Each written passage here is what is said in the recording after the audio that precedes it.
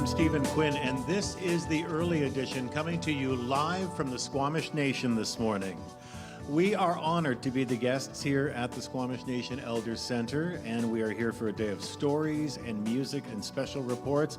Many of you tuning in will have seen the towers that are being constructed now at the Sonok village on the west side of the Burrard Bridge in what's known as Kitsilano.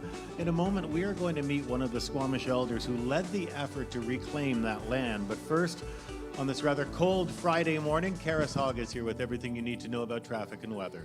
Thanks, Stephen. Yes, very chilly this morning and pretty icy out there in places. So if you're heading out, driving, walking, rolling, whatever, just be aware that it's going to be pretty slippery, most likely. In Langley, there's a vehicle incident at 264th eastbound. It sounds like a semi-truck is stuck on the median, but both lanes are blocked, and so traffic is being rerouted with the on-ramps and the off-ramps there. So there is a bit of a backup on Highway 1 eastbound at 264th. That's the only problem being reported right now. Of course, if you see anything out there, feel free to text us, 236-330-2623. At the BC Ferries, Tsawwassen Swartz Bay and Swartz Bay Tsawwassen, your next available sailing without a vehicle reservation is 7 o'clock this morning. Weather for Metro Vancouver today, sunny, but we could start to see some cloud drift in the afternoon. Only a high of +1 today, and with a wind chill this morning, it'll feel like -9. And we got a text from Cave in Maple Ridge saying in Maple Ridge right now it's -11. So very chilly start to the morning. Stephen? Karis, thank you so much. Very chilly start right across the lower mainland this morning. We are on the North Shore right now, and we are at the Squamish Elders Center, and elders are at the very center of Squamish communities. They hold the wisdom, they hold the history, and they play an important role in passing that on to generations after them. We are meeting one of those elders right now. May I ask you to introduce yourself? Good morning. I'm Pate Smuck, also known as Dave Jacobs. I live here at Homolston all my life, and my 7 grandfathers, we all have lived here in this village. I've experienced a lot of changes in my lifetime here, and that because the government with its Indian Act, it changed our lives completely. My view is our freedom was gone. The way of our life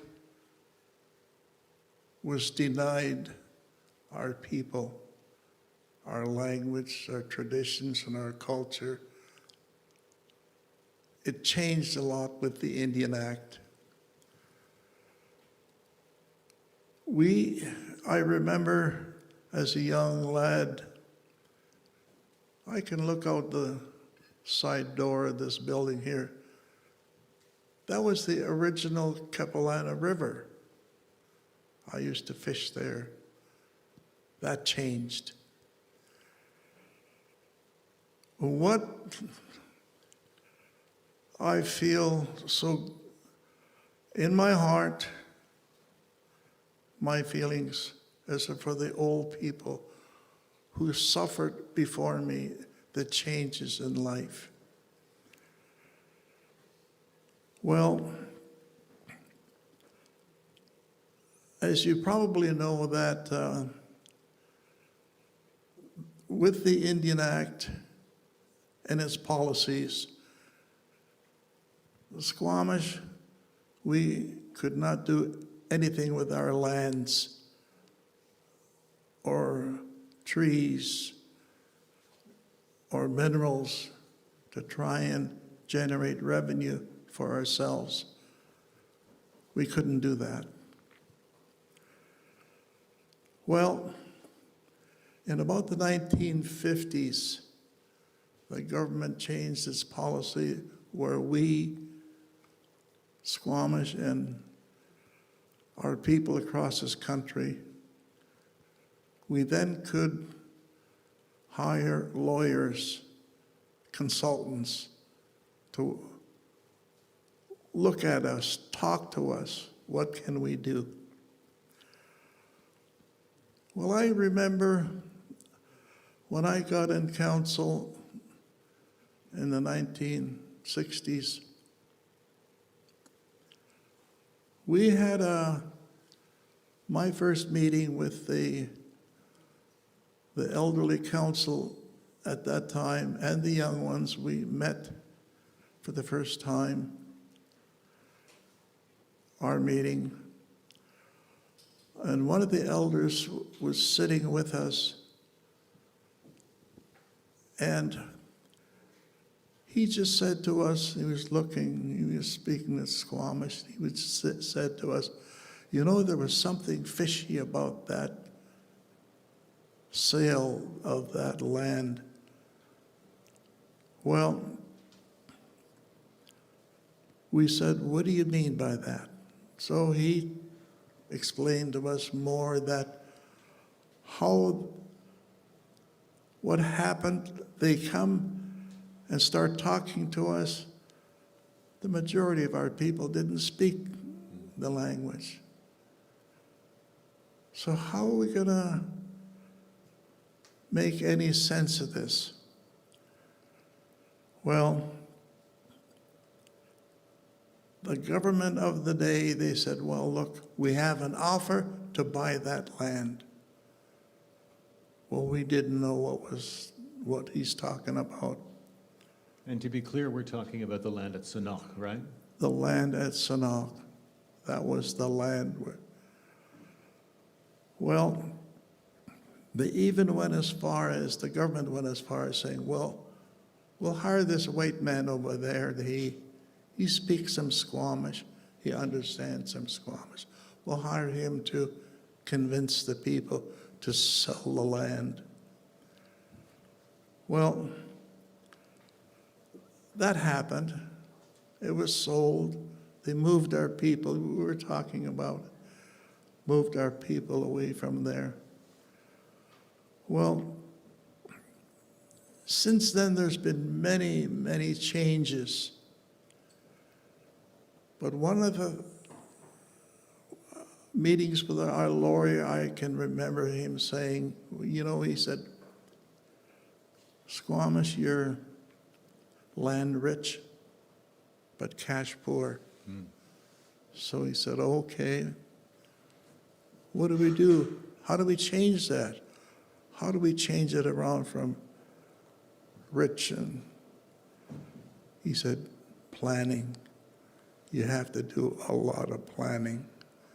Because, you know, at that time in the 50s, in this village we're in today, we had no running water.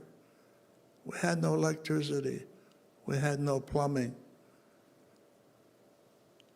That was cash poor. We didn't have, and that's not that long ago. No, it's not. It's not that long ago. We live in the third largest city in this country, and we never had running water. When you look at the land at Sonok, there was the effort that began in the 1960s. That took almost 4 decades to get to the point where the Squamish Nation was able to once again claim ownership of that land. And even then, it was only a small part of the original village site. Well, it's a very long, tedious story. Mm-hmm. It's hard to, because the faces have changed even in my time with council, with chiefs, governments, things change. You can't change governments overnight. So we had to, okay, where do we start? When do we start? How do we start? We had to do the same thing. It was more difficult for Squamish because, you know, I don't like to talk about giving bad words out, but we were discriminated against. We were, I don't like this word, we're in the bottom of the totem pole. I don't like that. No. I guess now we're on top of the totem pole, so it worked. But there were difficult times. And when it comes to what we see happening on that land now, I mean, when you think of the history of that village and everyone who lived there being put on a barge and being sent out into the Burrard Inlet, and as someone reminded me yesterday, watching the government set fire to that village site, basically watching it burn from out on the water.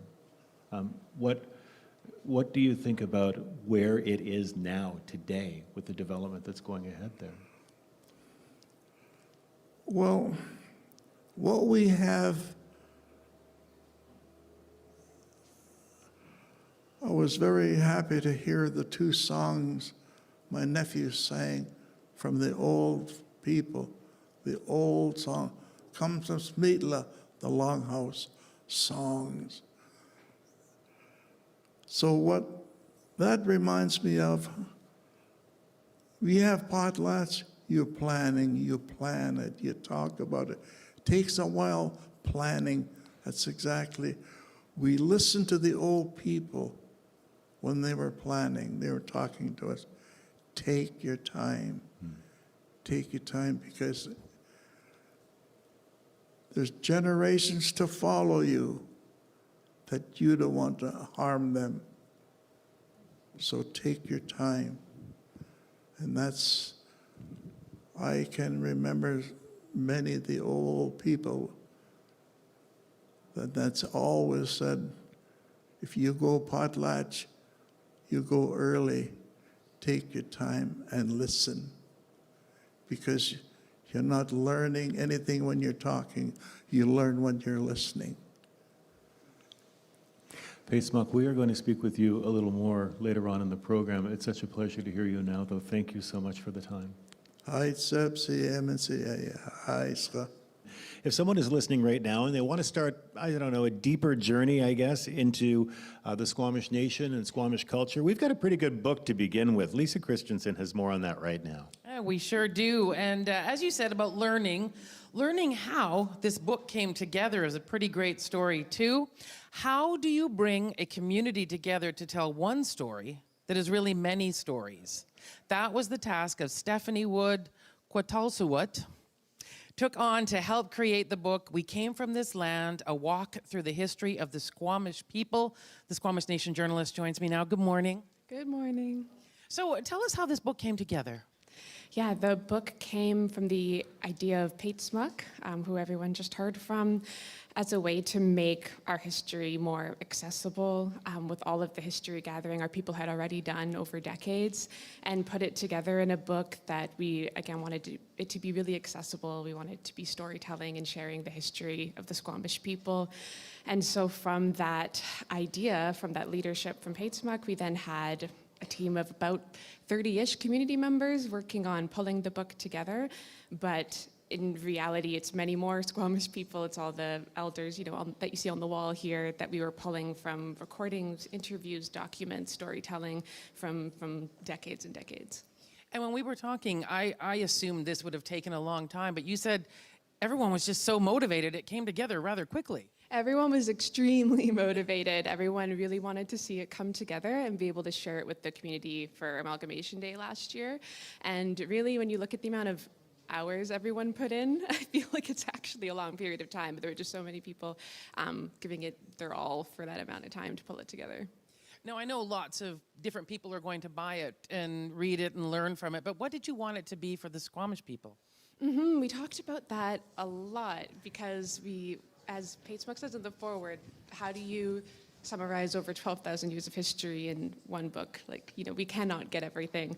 So we just tried to make an introduction to history. We call it a walk through history for our people, especially for young people, and then also to invite others to learn more about our history as well. But we really wanted something for our young people to be able to turn to and start to ask more questions about our history. And also, tell me about the process of telling stories, and what was it like hearing them, trying to put them into a book when mostly, as you have said, it was learning stories around the kitchen table?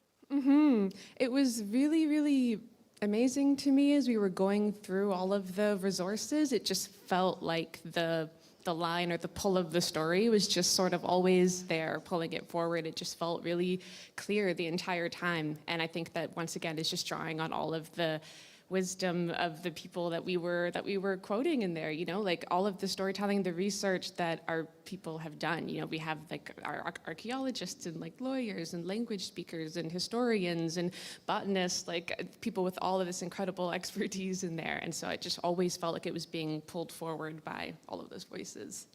And in the book, you mentioned quite a bit, don't stop here. This is just the beginning of learning. Where should people go next? I mean, you can delve further into everything that's in the book. There's so many pages of where all of this came from. And then there's the actual, the community events and learning in person. And once again, as Pate's book says, asking the questions, not just stopping at just passively reading the book, then using that as a launching on point to keep asking questions. And I think that that's the key.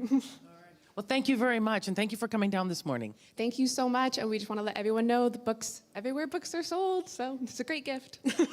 Great. There you go. Thank you very much. Stephanie Wood is a journalist from the Squamish Nation. Well, here on the Capilano Reserve, the finishing touches are coming along for a major construction project. It's a covered lacrosse box for the community's teams, the North Shore Indians and the North Shore Eagles.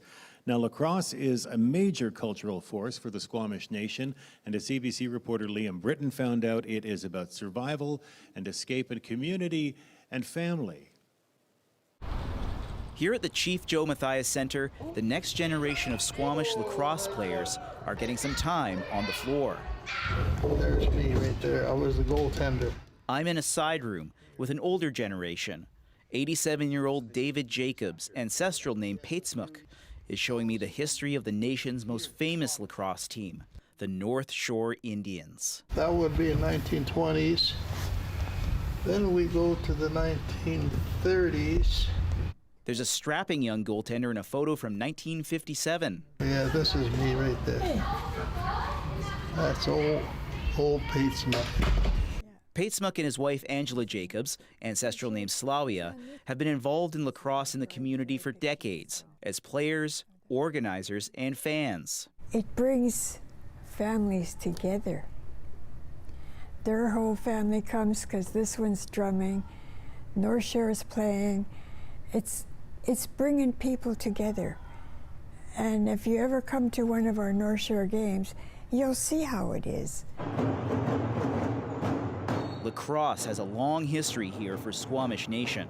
Generations have donned the Indians' colors, watched them play, or both. And for the next generation, sounds of promise for their future in the sport can be heard right next to the Chief Joe. A state-of-the-art $7 million outdoor facility for lacrosse and other sports is months away from its scheduled completion. Having a nation-owned and run facility within community will give the nation full control of the training and development for its teams in various sports, but especially in lacrosse.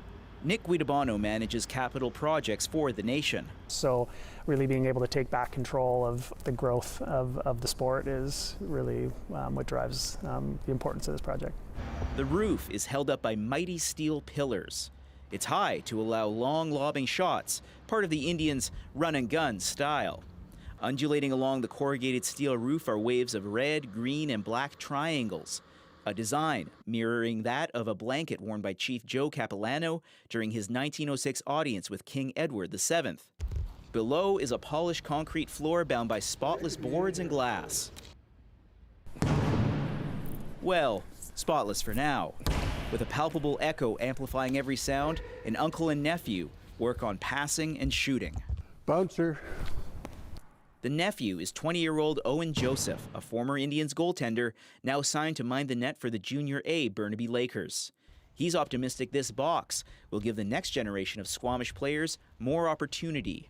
Just to be able to come here any day that anybody wants to in the community, and be able to come down and see all our youth and all our kids coming up, playing the sport they love, and being able just to express themselves in the way we used to down at our box. And when he says our box, he's talking about the old one on Humulchison, one of the Squamish Nation reservations in West Vancouver. It was torn down several years ago. It was really broken down. There's a lot of boards that were not attached and they were just hanging on the sides. And then there was one side of the box that was sinking in from a sinkhole. So there's a lot of broken concrete and everything, but we still made it work. Still, the state of that old box and the challenges finding time at other rec centers outside Humulchison highlighted the need for this new facility. It's actually been on the dream books for probably a couple decades. And to have one here at home, more specifically what they call on reserve, it is about the ability to train year-round in any given sport. Owen's uncle is 68-year-old Dennis Joseph, ancestral name Quichtal. I live and breathe lacrosse. He has for 57 years, in fact, playing for the Indians and other teams, as ancestors like his dad did. And he said, don't ever let this jersey hit the ground. You always hang it up, you look after it, and it'll look after you. So it's carried on in the spirit of lacrosse. Skechwa, we call it. It's the Squamish word for lacrosse, Skechwa. As a residential school day scholar in his early years, he says lacrosse was an escape. And for residential school survivors like those of his parents' generation, lacrosse was a way to stay connected to family, separated by that system. They would go play in Metro Vancouver, a given sport, athletics, boxing, lacrosse, separated by a fence from their siblings, males and females. When they got out to Metro Vancouver, they could talk, but when they got home, they weren't allowed to talk to each other. He says the non-Indigenous players weren't always welcoming to the Squamish team, even up until recent decades. There was a lot of racism back then, but as we got older and became parents, grandparents, a lot of those guys became coaches as well, so we know each other, and we become friends. And yeah, there's certain people that never change, but to watch that change over a generation or so has been healing. That's what I love about this game, the healing part of it, and to meet people from all walks of life. Patesmuck and Slawia are both residential school survivors, and they too have seen racism in the sport, but they're optimistic about how a new lacrosse box will help young people. We'll bring our children back together.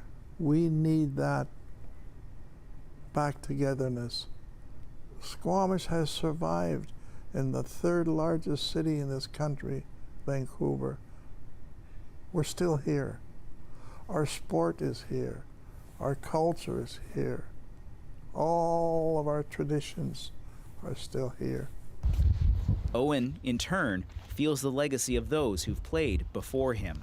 Having so many big role models and so many big pieces that helped with building North Shore Indians, it's always been nice to have that to push me and go, and just knowing that I had family that have done it before and trying to attempt to be as good as them is the best thing I can do. He and others are hopeful the new box will give Squamish's next generation a chance to experience the game and keep its spirit alive. Yeah, pass the dream on. Liam Britton, CBC News, Humulchison. And thanks to Liam Britton for that piece. And we are producing all of these reports today for radio, as we always do, but you can also watch them. So if you're joining us on CBC Radio 1 and you want to take a look at the lacrosse box, head over to CBC News app or the CBC British Columbia YouTube page. Your CBC News app or the CBC BC YouTube page is where you can find them. 6:52 right now, and let's talk some more about lacrosse because Squamish Nation Councillor Wilson Williams is with us again. And what more can you tell us about the significance of this new facility? I mean, for those of us who were able to see the tape right now, it's spectacular when you compare it to what the old facility looked like. Yeah, you know, and you heard it from our elders and our old people in regards to what the sport of lacrosse is to our community. And the power of sport today is going to drive the next generations. You can see the vibrancy from, the programs and the visitors saying, wow, the future looks bright for our people. You know, it's a multi-sport community use facility. You can see the beautiful roof and the inside and outside, you know, and there's lights in there. There's going to be community events there, you know, but it's driven through our sport of, as Quichtal said, Skekwa, our game of lacrosse, which is a legacy of our people, rich history. You can look at Canadian Hall of Fame team from 1936 of the North Shore Indians. And everyone on that team from the Squamish Nation has lineages to our families today in our communities. That richness tells a story. Tells a story of how we got here with this game.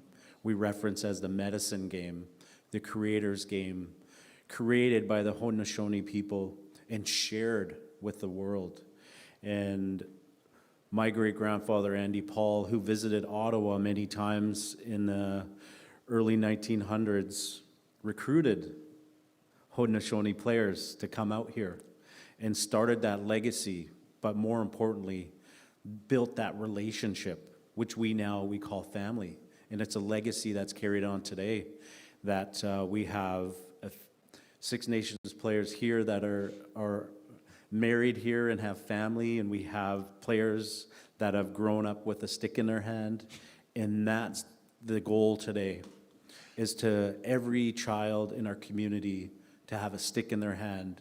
Whether they play or not, holding that stick provides the medicine that they need, because they come from that strong lineage and connection, not just to the game of lacrosse, but to that real history of our people and how that brought our people together to persevere. And there was challenges, as Quichtal mentioned too, in the segment where, you know, the racism, but there was times we were undermined and told, hey, we won't have the Indians here today. Right. You know, the skill was probably overwhelming for people with the stick skills, but. And also the escape, though, that we heard about for those who were in residential school. Yeah, it's, you know, what we call it the medicine game. It truly was. Yeah. And myself being first generation out from my parents going to residential school, I'd run and jog to the box. 20-minute run to the box and stay at the lacrosse box as a kid for 2-3 hours, just throwing the ball around against the boards and hopefully seeing a teammate or a friend to play pass with. And I imagine, I mean, having a big piece of covered sporting facility like that, it's going to serve more than one purpose here, obviously. Yes, it is. The anticipation is prominent right now with our people. You know, it's another huge amenity our people can embrace and, you know, look at the opportunities and possibilities where, you know, it's going to be a place not only for lacrosse and other sports, it's going to be a gathering place for ceremony. It's going to be a gathering place for families. You know, there's going to be a screen in there where we can host movie nights and so on and so forth, or watch live lacrosse on the big screen. But it's located in our social hub of our people. Right. And that's what we want for our people. Our generational plan to move people home if they choose to do so. We need these kind of amenities for our people to keep them busy, especially our young people, out of trouble, but most importantly, connect them to who they are and where they come from. Wilson, thank you so much. Such a pleasure to hear from you again. Wilson Williams, elected councillor for the Squamish Nation.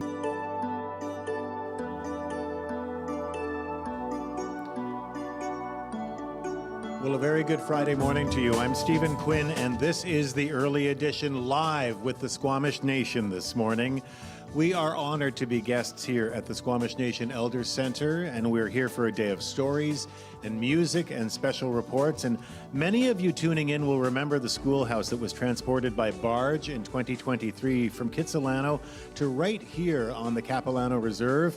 Well, it's home now to a space where families can learn the Squamish language for generations to come. We're going to hear about that with Lisa Christensen, who was given a tour, and her report is coming up in just a moment. And we have heard from Ken from New Westminster about the sunrise. Oh, have we? Yes, Okay, it is good. confirmed. We are getting a Salmon Delight sunrise. And we always love that when that happens. So thank you, Ken, for the update. And thank you, Margaret, for listening in North Saanich. Really enjoying the program this morning. All right, and thanks to Donna as well, who's listening this morning.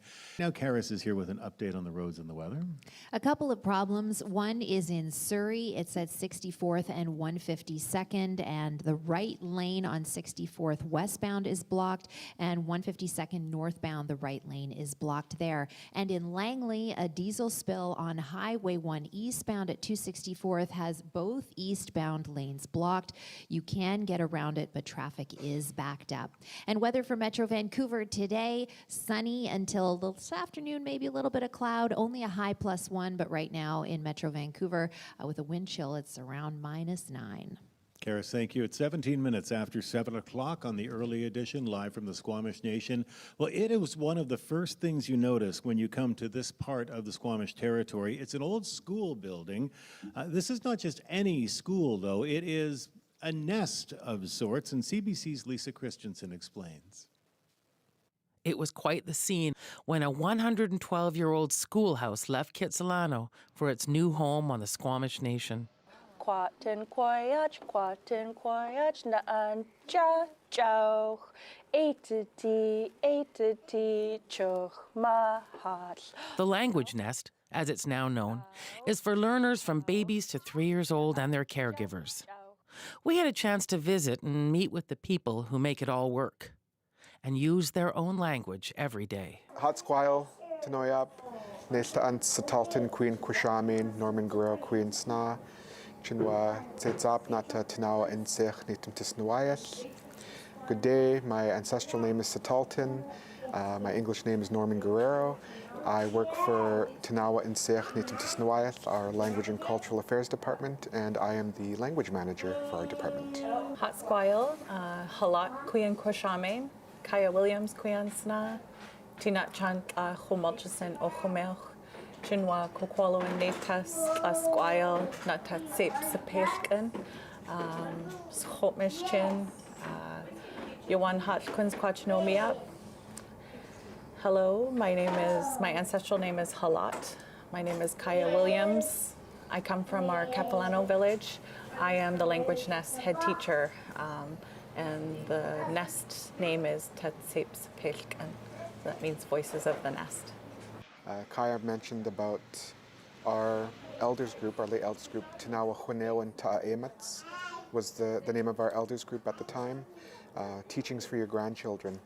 So a group of them, along with our teachers of the past, traveled to Hawaii amongst the startup of our language revitalization movement here in the Squamish Nation, and went to visit neighboring villages and specifically Hawaii and what our Polynesian relatives were up to at that time with their language movement and their well-known language nests that they have there. And it was their hopes and dreams to have something similar to what they had there here for our own people. And it's taken quite some time, but we're here now and we're able to say that we have our own language nest, mirroring what the Polynesian relatives have done over the last 50-something years, I believe. So not only in Hawaii, but in New Zealand as well, all throughout the Polynesian territory. They're really quite far and advanced with their language movement, and we're trying to mirror that as well. And so we no longer have first language speakers in our nation. Everyone has since passed on, so our late elder, Uncle Alex, passed away in January of 2020, just before the pandemic hit. His story is a really great story, sharing with us how he managed to preserve his language, because again, coming from that era, he was born in the 1920s. The residential school system was still very prevalent at that time. A lot of things were illegal for our people. And he was raised in the old Squamish way. He grew up in Squamish, and he was actually sent away when the Indian agents would come around. So he was raised at home with his family, only in our Squamish. And when they would come around to pick up the kids to send them to residential school, he was actually told to run to the forest and hide. And he was able to take care of himself in the forest for those days when those agents would be coming around. And that's how he maintained his Squamish Nation, his Squamish language, and shared that with us. And again, he was our last elder from our elders group to pass on. And since Uncle Alex has passed, we haven't had any first language speakers in our nation for almost 100 years now. And so with having the nest here, this is our hopes and dreams for us to have those first language speakers be brought back. And so this beautiful home here is this place where it's going to be nurtured as a nest, as our Quitnoch, our birds, do with their babies. So that's our hopes and dreams, and that's what our elders wanted. Hatla nakwashet at or how to max. So the structure works is that they're open to come to either or.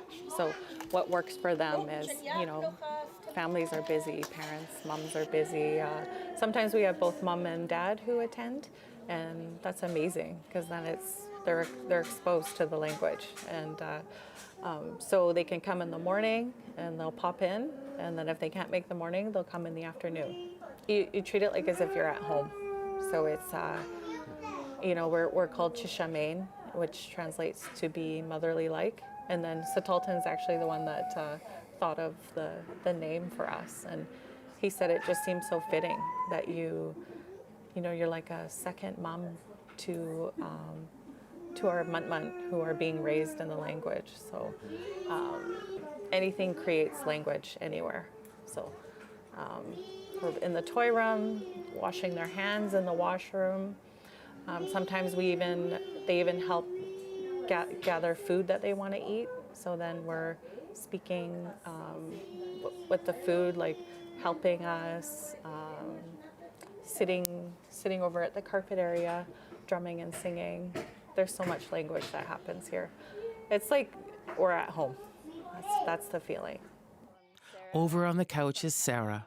She's been coming to the nest for a few years now, first with her son, and now also with her 9-month-old daughter. What are you hoping for your children with this knowing their own language? I'm really intentional about raising them as first language speakers. So everything that I do for their lives is really intentional. Where they go to daycare, where they're going to go to school, what we do in our outside time, and like what activities we participate in, even as far as like what toys I buy and what I have in my home, because like, can I talk about this in Squamish?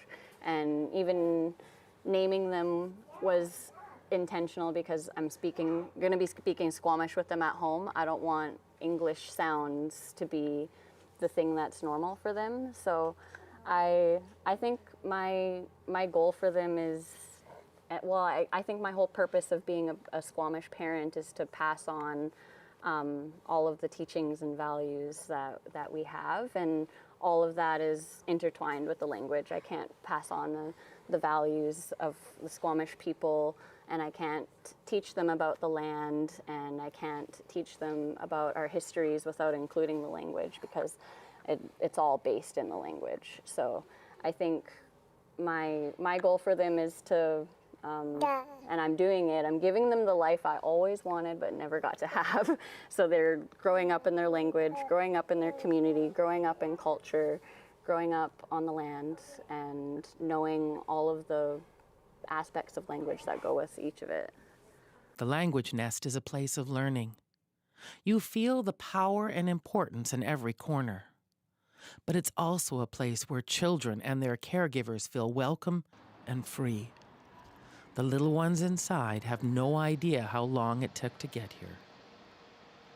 At our live broadcast from the Squamish Nation, it is coming up on 29 minutes after 7 o'clock, and Karis is back with traffic and weather.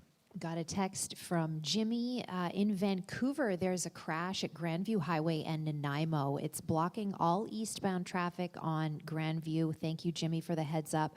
Traffic is backed up in all directions, especially westbound traffic on Grandview Highway there in Vancouver, backed up to Renfrew. Elsewhere in Surrey, there's a crash at 64th Avenue and 152nd Street. And in Langley, a diesel spill, Highway 1 eastbound at 264th. Eastbound traffic is is completely blocked, and it is quite backed up from before 248th. You can always text us if you see anything. 236-330-2623 is the text line. Weather for Metro Vancouver today, pretty icy out there in a lot of places, so just beware. A wind chill of -9 this morning. We're only going to get up to 1 degree today, and maybe a few flurries overnight and into tomorrow morning. Stephen? Karis, thank you. And coming up, we are going to find out how the Squamish Nation is planning to co-host this year's Invictus Games. That event begins tomorrow. We'll hear all about that in a moment. Right now, it's 7:30 and time for the CBC Local News with Tarnjeet Parmar. Good morning. It is clear and -6 degrees in Vancouver. Some in BC's wine industry hope the fallout from the risk of U.S. tariffs will lead to an opening of interprovincial wine sales. Right now, wineries cannot ship cases of wine to customers in some eastern provinces. Brady Strachan reports. The term I would use is cautiously optimistic. Poplar Grove winery owner Tony Holler in Penticton says there may be a silver lining to the threat of U.S. tariffs on Canadian goods. What Mr. Trump has done, as unpopular as he might be, he's caused us to reassess some of the things that are wrong with our trade in Canada. Right now, winemakers like Holler can't ship BC wine directly to customers in provinces like Ontario or Quebec. Long-standing interprovincial trade restrictions block those sales. But with more Canadians looking to buy local, Holler hopes change could be coming. Dan Paskowski of Wine Growers Canada agrees. Let's get this done. It's time to free the grapes. He points to a recent deal between BC and Alberta that allows direct wine sales across provincial borders. Other provinces should take heed of that and get this done in the next 30 days. Paskowski says opening up interprovincial wine sales would be a big win for both the wine industry and consumers. Brady Strachan, CBC News, Kelowna. Statistics Canada says 76,000 jobs were added to the economy last month. That inches the unemployment rate down to 6.6% from 6.7% in December. It is the second month in a row that we've seen a decline. The three provinces leading the way in job growth are Ontario, British Columbia, and New Brunswick. The City of Vancouver has announced a new plan to target middle-income earners. It would allow market rentals on city-owned property and generate revenue for the city through rent. It is a 5-site pilot plan, with the first site located at Pacific and Hornby in the downtown core. The two proposed buildings would have more than 1,100 units, ranging from studios to 3 bedrooms, and would be rented at market value for households that earn $90,000 to $194,000 a year. But Green City Councillor Pete Fry says the plan does not address Vancouver's housing needs. It is concerning because I think where we see a lot of North American cities leverage city-owned land for affordable housing, and this is not that. This may be part of a larger trend towards running the city like a business and losing track of a lot of the most vulnerable people in our city that we also have an obligation and duty to support. The first step would be rezoning the site at Pacific and Hornby starting this spring. A Vancouver Island addictions doctor is resigning from her positions at Island Health. This comes after she claims she was placed on leave due to her advocacy work. Alex Wathy has the details. In November, Dr. Jess Wilder, co-founder of the group Doctors for Safer Drug Supply, helped set up an unsanctioned pop-up overdose prevention site at Nanaimo Regional General Hospital. Now, Wilder says she was placed on administrative leave from her leadership positions as a response. She says she was notified the leave is pending investigation of alleged concerns surrounding her recent advocacy work. In response, she put out a public statement saying she would be resigning from her work with Island Health instead. Because of confidentiality surrounding the investigation, she says she can't answer any questions on the investigation. Island Health confirms she was placed on leave, but says it wasn't punitive, adding that administrative leaves are used to ensure that individuals who are party to an investigation continue to be compensated. Wilder says regardless of the title she holds, she will fight for evidence-based, compassionate care for her patients. Alex Wathy, CBC News, Victoria. And a new program in Cranbrook aims to help those in need obtain reliable work.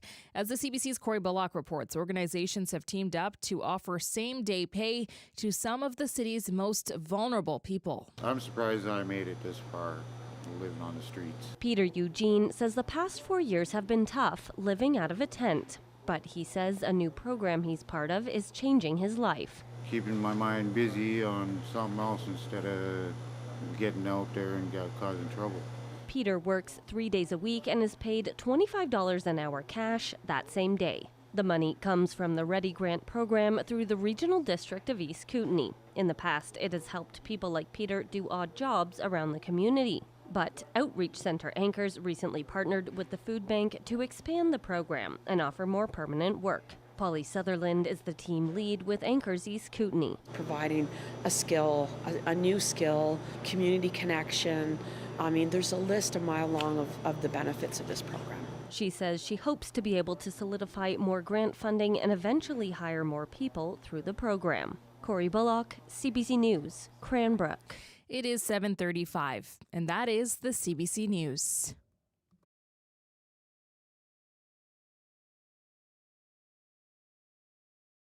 Stephen Quinn, and we are live at the at the Squamish Nation Center. I'm talking about the Invictus Games. In just a moment, Squamish Nation, of course, one of the hosts of the Invictus Games. We're going to talk more about that in just a moment. A sporting event, of course, for injured and wounded and sick military personnel. Right now, Karis Hogg is back with your traffic and weather. Thank you, Stephen. We got one situation has been cleared in Surrey. The crash at 64th Avenue and 152nd Street no longer looks to be there. No congestion at the intersection, so smooth sailing through there. In Vancouver, however, there is a crash, Grandview Highway and Nanaimo. It's blocking eastbound traffic on Grandview, and it is backing up pretty significantly there, although it looks like there is congestion in all directions westbound on Grandview Highway, also quite affected. In Langley, there's a diesel spill on Highway 1 eastbound at 264th, and both lanes are blocked there. You can get around it with the on and off ramps, but traffic is pretty backed up on Highway 1 eastbound there in Langley from before 248th. And also just be aware that Handy Dart will be operating regular service today, but because it's pretty icy in a lot of places, it will be based on driver discretion, based on local ground conditions. So heads up if you use Handy Dart. You can always text us if you see anything, 236-330-2623. Weather for Metro Vancouver today, a brilliantly sunny day, although maybe a little cloud this afternoon, and chilly, only a high of +1, a wind chill of -9 this morning. Stephen? Karis, thank you so much. And I will mention once again that this is a special broadcast of the early edition. Live from the Squamish Nation this morning, we are honored to be guests here at the Squamish Nation Elder Center, here for a day of stories and music and songs. It is the eve of the Invictus Games, and we are going to talk about that a little later on in this half hour. Right now, though, one of the many topics we're talking about today is just how important language learning is to so many members of the Squamish Nation. And the CBC's Lisa Christensen got to hear from 3 Squamish elders who are learning their language a little bit later in life. She joined Lynn Gosnell, Elaine Baker, and Cynthia Baker right here in the Squamish Nation's Elder Center. Here's some of that conversation. I think it feels very important because I've lived off reserve all my life, so I haven't been around the language a lot. What's the hardest part? Trying to read it from the paper because it has nothing near what those letters are, how you say things. So so that's the hardest part for me. The hardest part is having to break down the word, because it can be broken down into 2 sections or 3 sections, and then trying to pronounce every letter, because every letter is not the same, especially when you have the hook up top of the E or below the E or all kinds. And it's, if you don't get the right. Our mom spoke Halkomelem. Our dad spoke the Squamish Nation language. So we got to learn both sides. And Halkomelem's from the island.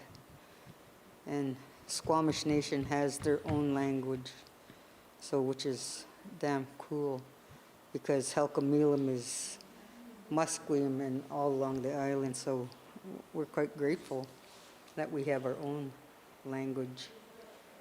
Is it also exciting to be elders and part of something new as well?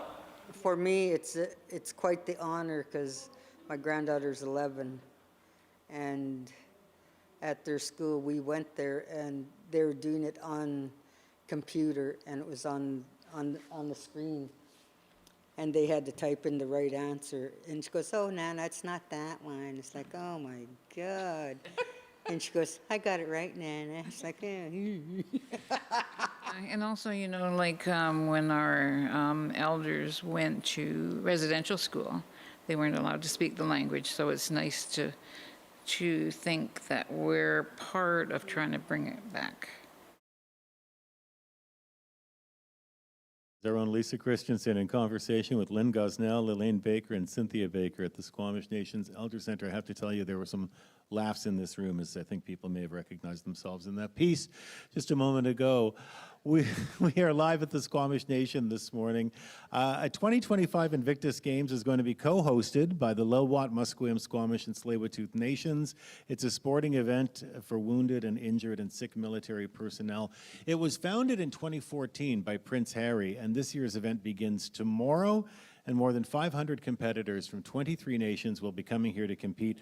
We're joined now, again, by Squamish Nation Councillor Wilson Williams, who's part of the Squamish Nation's bid to co-host the event. Good morning to you once again. Good morning. Tell me a little bit about that bidding process. Yeah, it was quite nerve-wracking, you know, to be in a room to present, and our competing cities we were up against were Seattle and New York City. Two cities with a lot of money. Yeah. But that didn't faze us in the room. You know, when everyone was nerve-wracking in this little old building, we led by ceremony. And the Indigenous component, they realized how real and powerful it was. And we calmed our canoe, you'd say, and, you know, put our best foot forward. And when I presented to the team on our history in London, where our Chief Capilano visited in 1906, and why he was there, and I shared a bit of that earlier, where, you know, it was to share we were still here in Canada, in our lands, but that became our first slide. Chief Capilano in London with full regalia, and my auntie Vanessa, who's a matriarch of our language, she shared with me while crying on the phone with me that no one has been walking the streets of London with full regalia since then. Wow. And the empowerment I felt along with, and I brought that to our team. So I would say we killed it in modern text, but historically we would say we brought that true power of identity to what people are going to experience during the games for the next 10 days. Let's take that, New York City. So what is going against you? What is going through your mind now? I mean, the games are starting tomorrow. How are you feeling? I feel it's quite something. We did an event last night in Stanley Park in one of our old villages, known as Third Beach today. Oh, yes. But we welcomed the Governor General and some delegates from Canada, and we did it right. We led with the culture, we led with the song, we led with, you know, I shared some words on, you know, my connection to the games. But I shared that narrative in the opposite. It's not what Invictus can do with Indigenous people, it's what the Indigenous people can bring to the Invictus Games. And that, I think, instead of us thinking we're waiting for handouts for things, we're in control of what we bring. And that's the identity of not only the Squamish people and our culture and our traditions, it's the 4 nations. But we're empowering all Indigenous people, all of our communities, not only in Canada, but worldwide, because we're hosting the world. You met Prince Harry, of course. I'm wondering about the relationship between the 4 host nations and the crown, essentially. I mean, this is, you know, the same crown of, you know, crown lands and, you know, what used to be Indigenous land. Yeah, you know, I would say our old ways of things being taken away, you usually go to our old people and they have their guard up because they're worried that someone's going to come take something away. That's kind of how my feeling was when I first met him. That guard has come down, especially in Dusseldorf where the previous games were. We've had intimate conversations in the Canada House. The speech he wanted in the Canada reception was a speech from the Indigenous people, which I was the rep for the Four Nations. But not only that, we've had intimate conversations with him and his wife around reconciliation. Not only that, we extended the conversation on killing the Indian Act. Then we had conversations on how do we maximize an opportunity. So when we patiently were waiting for the announcement for the bid, so the Hague Games were a few years ago, and he announced it on stage by saying, with the invitation and permission of the Indigenous peoples, we announce Vancouver Whistler as the host of the 2025 Invictus Games. And that itself brought emotion not only to me, it brought emotion to the fact of what we're here for and that connection we have with the Invictus movement, that movement of healing, that movement of medicine. We can reciprocate that, and the world is never going to see games like this until it starts tomorrow, because we can provide that healing in our cultural ways. We're getting asked to do ceremony. As early as this morning, when I was off on an earlier segment of doing a ceremony with some of the athletes that feel that connection and spirituality connected to our cultural ways. Did they know that when they chose the Four Nations as the co-hosts, did they know that that was one of the benefits they would be getting? Not at all. And then I saw the room for an opportunity, along with the chiefs of the other nations, really just embracing the moment and really seeing that connection. Once you've seen that connection, we were able to embrace it, but also realize we can add this huge value to the games itself. You know, like, we're there in healing as well. When this spirit of reconciliation, we're in every facet of the games. It's the first of its kind that Four Nations come together and develop a logo. We put 4 artists in a room for maybe 3 days, and they developed this beautiful logo that has a rich story to it. But not only that, the look and feel of the games, you can see the Indigenous feel. But with that comes rich stories behind it. What we say in our ways is legends. Why we're here today. We come from strong lineages, but also there's strong historical legends that our people come from. And that healing, that power of healing, how is that expressed sort of in practical terms with the athletes in this? How did the athletes access that? I experienced it in Dusseldorf, Germany, for the last games, and Team New Zealand, they visited, and I wasn't there yet because I was with Veteran Affairs Canada on a war cemetery tour. And they wanted to meet me because they knew, they were asking if there was an Indigenous person coming from Canada, and they waited for me. Team New Zealand waited to just meet and greet.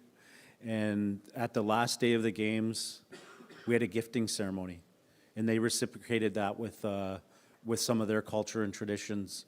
And you wouldn't see a dry eye in that we called the athlete party at the end of the games, but it truly was a rejoice and unity amongst all athletes. And the mission we were on behalf of Team Canada and our Four Nations was, it was surreal.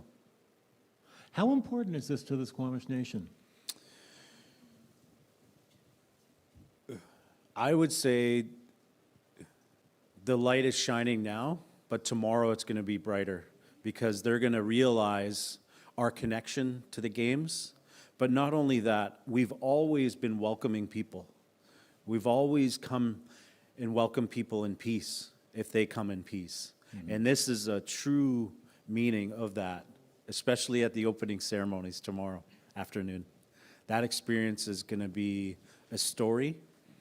I hope our people embrace the moment, because it's a staple in our history that we're a major part of these games in every faceted angle of the games itself. Right from not just the opening closing ceremonies, there's medal presentations, there's receptions and events happening where you'll see our youth as part of the games doing welcomes, sharing song like we've witnessed today. And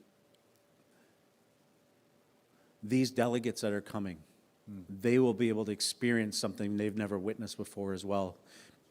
That's true, I'll sound like a tourist now, true Indigenous experience of the Coast Salish peoples, specifically the Squamish, the Lilwat, and Musqueam and Tsleil-Waututh peoples, and be able to meet our families and find that connectivity.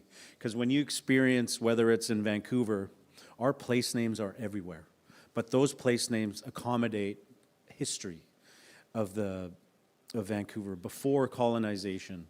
You know, my ancestral name comes from the land in Uquapsim, our village along the Sea to Sky Highway and the Squamish River. That is the connectivity, our lineages.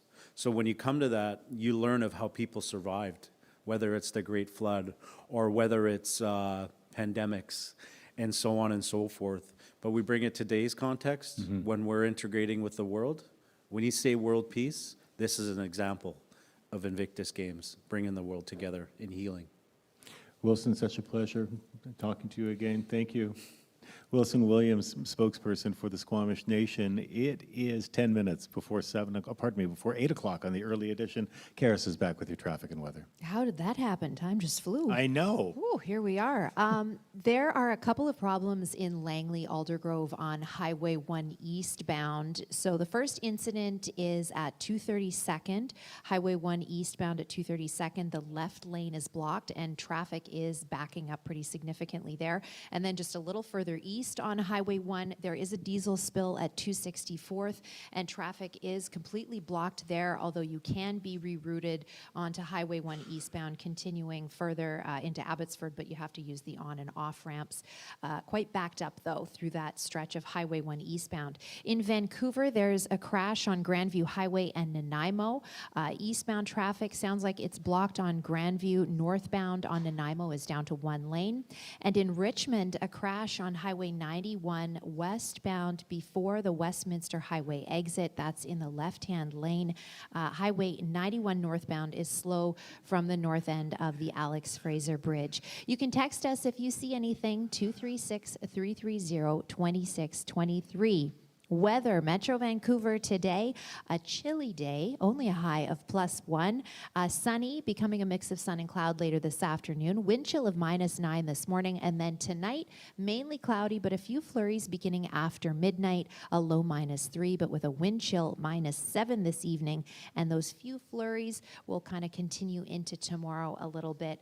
A high of +3 on Saturday and a high of +2 on Sunday. Karis, thank you so much. It is coming up on 7 minutes before 8 o'clock. Well, BC has a new Minister of Indigenous Relations and Reconciliation. Christine Boyle is taking over from Murray Rankin.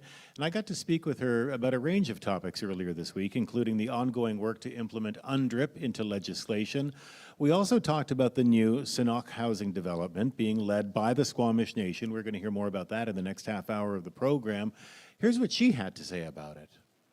I think Sonok is a really exciting development, and it aligns in terms of supporting the leadership and self-determination of First Nations. So Sonok got their own land back, which is an important piece of the work we're doing across the province as well, and they get to make those decisions, and their commitment to building rental housing is, I think, also well aligned with the province's goals around housing. So I am excited about that development and grateful for the leadership from the Squamish Nation on it, and look forward to what lessons there are there that we can be helping share and support across the province. They have, I think, been incredibly thoughtful about prioritizing rental housing, about making it low emission and zero emission buildings. So they've been putting a lot of thought into what is needed on that land and how they're contributing both to support their own members and really to support the greater good. That is Minister of Indigenous Relations and Reconciliation, Christine Boyle, speaking with us earlier this week. This is World Report. Good morning. I'm Helen Mann. Some key Canadian players have gathered today in Toronto to chart a course for economic self-reliance. Prime Minister Justin Trudeau convened the summit of political, business, and labour leaders. It's about time we had genuine, free trade within Canada. After he made his official opening remarks, reporters left the room. But Trudeau could still be heard speaking on an open mic.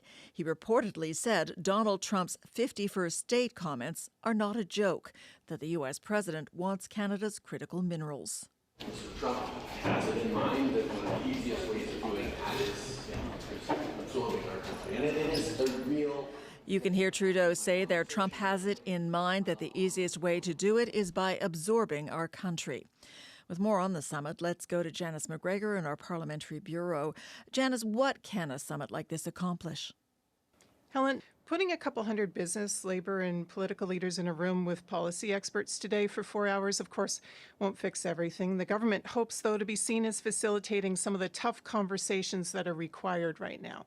Labor leader Lana Payne from Unifor is on the front lines of this, representing auto workers once again fearful of their jobs heading south, realizing they can't count on the free market. You can't do that anymore. You have to absolutely put planning around what it is we do with our economy and how we can best build good, strong Canadian jobs. Donald Trump frames economic prosperity as a national security issue. The upside of this is that it could focus Canadians to take a hard look at why they aren't more strategic about doing business with each other instead of relying so much on the Americans. So the Prime Minister is bringing all of these stakeholders together, but he's not recalling Parliament. That's right, and opposition parties believe some of these conversations should be taking place in the House of Commons.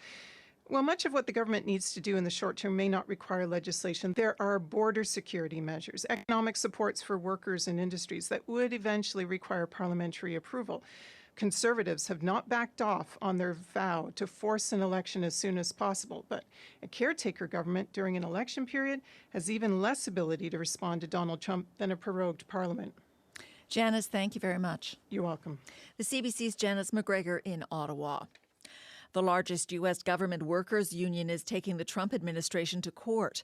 They're wanting to reverse the president's dismantling of USAID. The aid agency helps millions of people around the globe. In addition to the humanitarian consequences, critics say it is also a big blow to U.S. foreign policy. Samantha Power is a former U.S. ambassador to the UN and a former head of USAID. This is devastating, and it is ceding the field as well to the People's Republic of China, to the Russian Federation and other malign actors who would like nothing more than to see the U.S. ground game in American foreign policy, the face of American values, disappear like this. Since returning to the Oval Office, Donald Trump has suspended all foreign aid and is moving to cut USAID jobs from 10,000 to about 600. The International Criminal Court is promising it will continue to pursue justice, even though Donald Trump has just ordered sanctions against staff who work there. Trump signed the executive order late yesterday and accused the ICC of targeting the United States and its closest ally, Israel. For more, let's go to our correspondent, Sasha Petrusik in Jerusalem. Sasha, what is the reaction to these sanctions? Well, Trump's accusing the International Criminal Court of illegitimate and baseless actions targeting the U.S. and its close ally Israel, in his words. All of this would place financial and visa restrictions on various people at the court. They have not been named. The court said this is unacceptable, also says that it would continue providing hope and justice to millions of innocent victims of atrocities. Those are its words. And of course, it comes on the heels of the U.S. and Israel pulling out of a couple of other UN agencies. Yesterday, the UN Human Rights Council, and before that, UNRWA, the main agency that helps Palestinian refugees. Meanwhile, Trump is still pushing ahead with his proposal to take over Gaza. Yeah, here too, we're seeing a remarkable confluence of policies and interests between Israel and the United States. Israeli politicians have embraced the Trump deal. And even as much of the rest of the world has condemned it as unfair to Palestinians and unworkable, and of course there's strong resistance in Gaza, but Trump and his officials are continuing. Yesterday, Trump himself doubled down on that proposal without actually answering some key questions, like whether Palestinians would be allowed to go back to Gaza after they were removed under his plan. U.S. Secretary of State Marco Rubio saying that there's a lot of countries in the world that like to criticize the U.S. and express concern about Palestinian people, but very few have stepped up to do anything concrete about it. Really a challenge to anyone else to come up with a better idea. He himself did not answer that key question about whether Palestinians would be allowed to go back. He kind of avoided it. Sasha, thank you. My pleasure. The CBC's Sasha Petrusik in Jerusalem. Trump also took aim at Iran, imposing sanctions on the country's oil network. The U.S. accuses Iran of using revenue from oil to fund its nuclear program. Earlier this week, Trump promised to put maximum pressure on Tehran. He says the country cannot have nuclear weapons. Iran's foreign ministry condemned the U.S. decision, calling the measures unjustified and a violation of international rules. There is some encouraging news this morning on the economic front. Statistics Canada says 76,000 jobs were added to the economy in January. That pushes the unemployment rate down slightly, 6.6% from 6.7% in December. CBC senior business correspondent Peter Armstrong has more. This is 2 months in a row now of job market growth that's well above expectations, and it marks 3 straight months of gains in the jobs market after we had seen a pretty solid stretch where the unemployment rate had been rising relentlessly. And over those 3 months, Canada's added like 211,000 jobs. Better still, these January numbers, they were almost entirely private sector jobs. Now, all this matters even more than usual, as so much of the economic conversation in Canada has been focused on the impact of a potential trade war with the United States. And Canada's economy isn't exactly fighting that war from a position of strength. You look at per capita GDP, it's fallen for 6 straight quarters. The unemployment rate had been rising relentlessly. So this is good news, and it does provide at least something of a cushion that allows the economy to deal with all of this uncertainty that's just sloshing around the world right now. Peter Armstrong, CBC News, Toronto. Finding a good sale always feels great, and popular retailers have long taken notice, offering discounts both online and in store. But a new CBC Marketplace investigation found those deals may not be what they seem. The team tracked prices at Old Navy and The Gap and found many items were on sale more often than not. That's raising questions about whether the so-called deals are real. Asha Tomlinson has more. Everything was on clearance and on sale, so I hope I got a good deal. Shoppers are looking for bargains at an Old Navy just outside Toronto. I found a bunch of good deals, actually. But we want to know if the deals are really what they seem. We ordered 10 products from Old Navy's website and tracked prices for 7 months to see how often they're on sale. All 10 of the items we bought were on sale more than half the time we checked. That includes a lady's button-down shirt, on sale 80% of the time. And at one point, it was going for $19.99 with a countdown clock. When that ended, the price dropped even lower to $15.99. And we bought a men's T-shirt that never sold for regular price during our price watch. Retailers should be fair and accurate in their representations that they make to consumers. Justin Giovanetti is a class action lawyer based in Vancouver. He's filed a suit against Old Navy. Gap and Old Navy represent that their products are being sold at a discount, but in reality, we allege that that actually is not a discount price, because that's the price at which these products are always or almost always sold. So consumers are thinking that they're purchasing products that have a lot more value than they actually do. Giovanetti's case hasn't been proven in court, and his class action still needs to be certified. We shared our findings with Old Navy's parent company, Gap Inc. It declined to comment. Asha Tomlinson, CBC News, Toronto. You can watch Marketplace on CBC Television and CBC Gem at 8 tonight. That's the latest from World Report. Catch us anytime on your podcasts. I'm Helen Mann.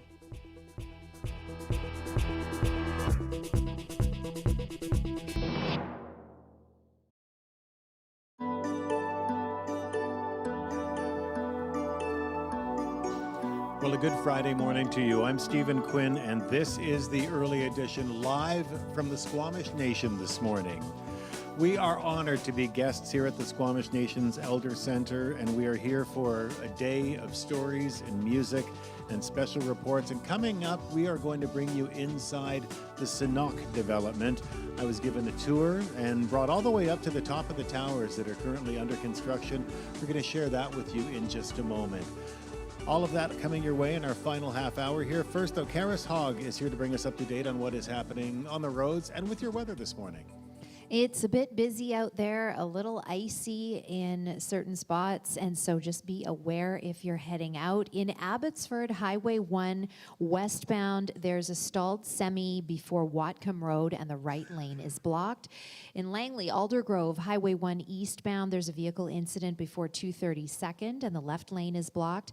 And then a little further east, there's a diesel spill on Highway 1 eastbound at 264th.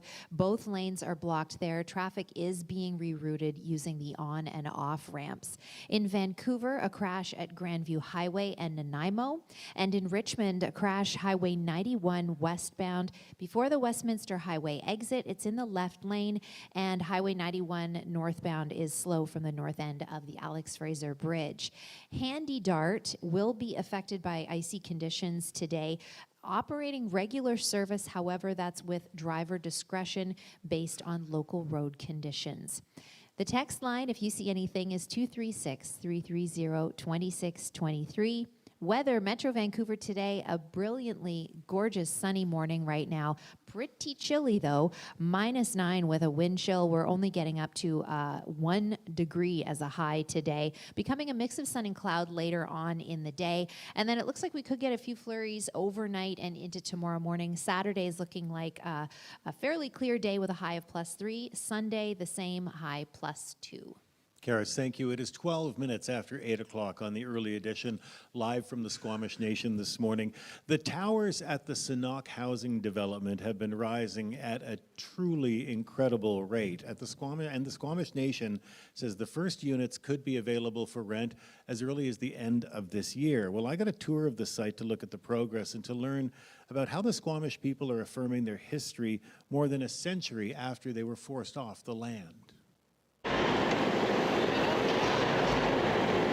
Underneath the south side of the Burrard Bridge, trucks are arriving, diggers are moving, and workers are carrying construction materials.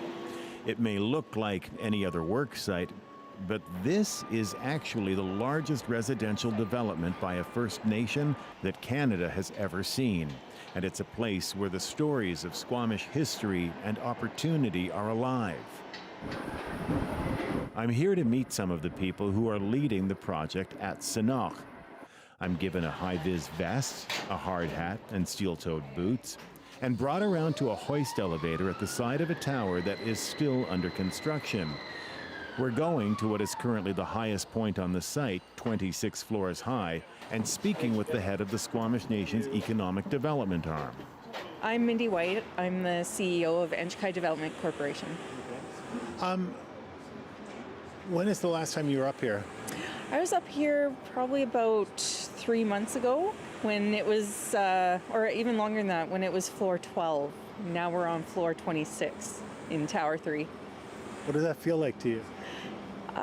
It's been a pretty amazing journey, wild ride, and seeing the towers come to life, seeing how fast the development is going, it's words can't describe it. It's been amazing. Welcome to Sonok. The project broke ground in September of 2022. That was a day of celebration for the Squamish Nation, and the pace of construction ever since is striking. But the history of the site is painful. The land was taken from the Squamish people many years ago. There was a village here, there were longhouses, there were families here, and they were forcibly removed, and the village was set fire, and they were barged up the river. So it's taken a lot of, I think, time and money to fight with the courts and the government to get the land back, and here we are today. And this is an example of what happens, I guess, when you can get land back. Absolutely. You look at the redevelopment, reimagining of a Squamish community, a modern Squamish village, but it's not just to benefit Squamish people. It's actually a greater benefit conveyed to community. It's bringing back housing for people, for Vancouver. We're in the middle of a housing crisis, and this is part of the solution. It's a historic project. The history that, was not a good history. This is George Himian. He's a Squamish Nation member and the Vice President of Indigenous Relations for Peak Construction. When we're long and gone, there's going to be Squamish Nation youth and their children's children living here in this village. You can't help but feel proud. And tell me more about recruiting Indigenous people to work on this project and the construction of this project, because that's kind of your department. The Squamish Nation has indicated to us that it's no longer acceptable just to bring in low-skilled workers, have them work for the duration of the contract, and leave as low-skilled workers. By connecting them with the different trades and having discussions around career paths, we can blend both the education and the work experience. So if someone wants to go get a Red Seal ticket, they're on that path and they're fully supported in doing it. One aspect of that, a number of the trade contractors in Peak, they're contributing to a Squamish Nation scholarship fund. So our members can access that fund if they want to pursue a trade. And that's like, we're thinking of folks that are in grade 10 and 11 and 12. So as part of our outreach to them, we're not just here at the construction site, we're in the community, we're trying to get them jazzed about a trade, right? And then let them know that they can be supported in that. There's a sense of optimism up here, but some residents below are not feeling it. City of Vancouver rules for building height and density don't apply at Sonok, and some Kitsilano residents say they weren't adequately consulted before the Squamish Nation decided to build more than 6,000 units across the 11 towers. Here's Mindy White again. The original concept was for lower density, but you do realize that it is nation land, it's on reserve, so we don't have the same limitations as other areas within Vancouver. So the nation is using this land to advance its economic independence. So that's where the concept of densification, 6,000 units, came from. One of the things people have been critical about with this development is that you get 6,000 units but only 800 parking spaces. How does that work? That's right. So it is a site that's built on the walkability of the site, having amenities close by where you can live and play and work all within the parameters of the site. There is also a bike hub, or a bike storage space beneath the buildings, so lots of bike storage, and then encouraging the use of transit. So there's a transit hub that's planned for the Burrard Street Bridge as well. And what kind of negotiations have there been with TransLink about that? Because right now, the only bus I know that comes down here is the 22. That's right. So we're in current talks with TransLink. Yeah. And what are you hoping for? Oh, I'm hoping that through the transportation and transit that most people will choose to live a lifestyle where they don't need a car. They don't have a car. There will be car share programs if they do need it, but it's focused on green living. Right. And do you expect, I know that parking is already severely restricted in the neighborhood, so you're not expecting any conflict with the neighborhood, with people trying to use that as a parking space? No, absolutely not.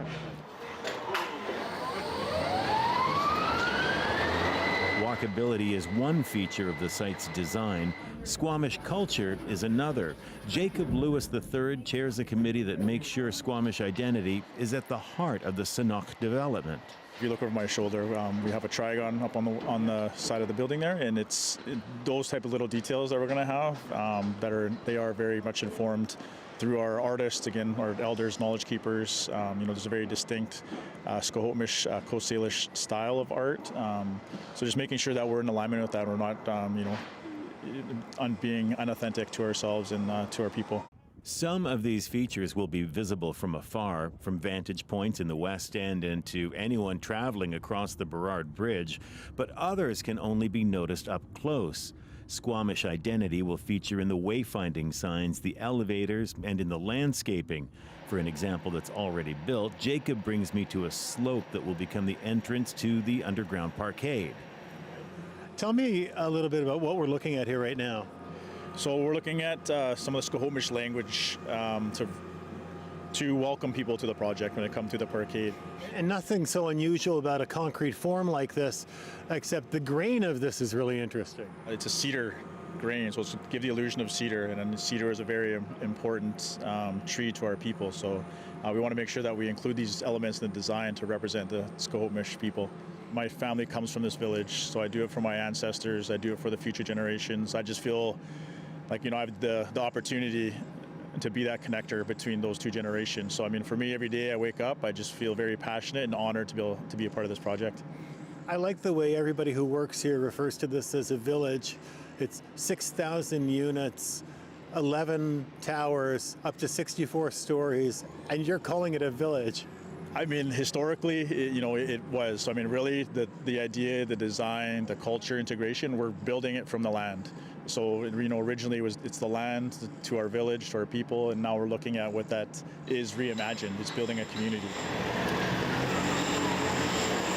For George Himian, that reimagining means creating a work site he calls unique. Workers receive lessons that teach them about Squamish culture, and there are other events on site too. Wherever we have the opportunity, typically on a long weekend or where there's things like Truth and Reconciliation Day, the whole site shuts down for a lunch period, and we basically break bread, and we have our elders come to site and our community members, and they get to see the site. They also get to see and thank the workers. So again, you have folks from all over the world coming to site, but we're breaking down and building that sort of Squamish Nation specific cultural awareness. We believe we're sort of blazing a bit of a trail that can be adopted on other construction sites throughout the greater Vancouver area and across Canada, really. So. That is being noticed. Nchakai says they're sharing their learnings with Indigenous communities around the world so they can work with industry partners on their large-scale projects. And by the end of this year, the first units here will become available to rent, 112 years after Sonok Village was burned to the ground. What would your ancestors think about what's going on their land? Well, we hope that not only that they're proud of the work that we're doing and the legacy that they helped create through their decisions and their efforts and their life's work, but that they see themselves in it as well. There's two sides to the story. It's learning the history of the Squamish people, bringing a presence back onto this land for Squamish families, sharing our art, design, culture, language with the broader community so that people learn the history of the land and really get to enjoy the benefits of living in a modern Squamish village. The other side of it is economic reconciliation. So the power of partnering with First Nations in Canada to do large-scale projects like this one that benefits not just the First Nation, but the broader community. And that's the other side of the story. Stephen Quinn, CBC News, Sonok Village. And just a reminder that we are producing all of these reports today for radio, as we always do, but you can also watch them if you're joining us on CBC Radio 1 and you would like to take a look at Sonok and the development. You can head over to CBC News, the CBC News app, or you can see it on CBC's YouTube channel as well.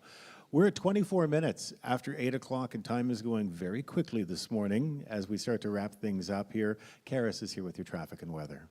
In Richmond, the crash on Highway 91 westbound before the Westminster Highway exit is now clear. Thank you very much, Basir, for texting in about that.